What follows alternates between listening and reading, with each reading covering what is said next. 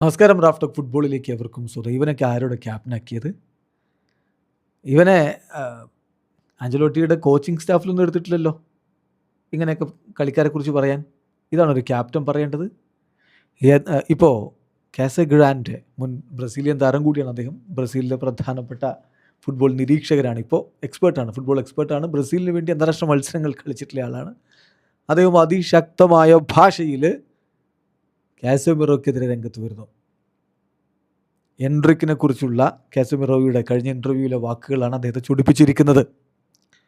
നമുക്കറിയാലോ, കഴിഞ്ഞ ദിവസം ഇൻ്റർവ്യൂവിൽ കാസമിറോ പറഞ്ഞിരുന്നു, ബ്രസീലിൻ്റെ പ്രശ്നങ്ങൾ തീർക്കാൻ എൻട്രിക്കിനെ കൊണ്ടൊന്നും ആവില്ല, എൻട്രിക്കാണ് ബ്രസീൽ പ്രശ്നങ്ങളുടെ സൊല്യൂഷൻ എന്ന രൂപത്തിലൊന്നും ആരും കാണണ്ട, നമുക്ക് കണ്ടറിയാം വേൾഡ് കപ്പിൽ എൻട്രിക്കിൻ്റെ പ്രകടനം എന്ന തരത്തിലൊക്കെയാണ് പ്രതികരണം വന്നിരുന്നത്.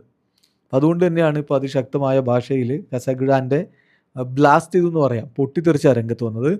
അദ്ദേഹത്തിൻ്റെ വാക്കുകളിലേക്ക് പോവുക. അദ്ദേഹം പറയുന്നു, എന്താണ് ഇവൻ ഈ ചെയ്യുന്നത്? എൻട്രിക്കിന് നേരെ അവൻ നടത്തിയിട്ടുള്ളതൊരു അപമാനകരമായ പ്രസ്താവനയാണ്, അൺഎത്തിക്കലാണ്. എന്തൊരു മോശം ഇൻ്റർവ്യൂ ആണത്.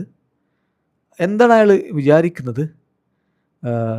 ഇപ്പം നെയ്മറെ ബ്രസീൽ സ്ക്വാഡിലേക്ക് എടുക്കണം എന്ന് പറയുന്ന കാസമിറോ എൻട്രിക്കിനോട് എന്തിനാണ് ഡിസ്റെസ്പെക്ട്ഫുൾ ആവുന്നത്? ശരിക്കും പറഞ്ഞാൽ എൻട്രിക്കിൻ്റെ ടാലൻറ്റിനെ വില കുറച്ച് കാണുന്നു, എൻട്രിക്കിനെ ഒരു മൂലയ്ക്ക് മാറ്റി നിർത്തുന്നു. എൻട്രിക്ക് തീർച്ചയായിട്ടും വേൾഡ് കപ്പിന് കോളൊപ്പ് അർഹിക്കുന്നുണ്ടെന്നാണ് എൻ്റെ അഭിപ്രായം.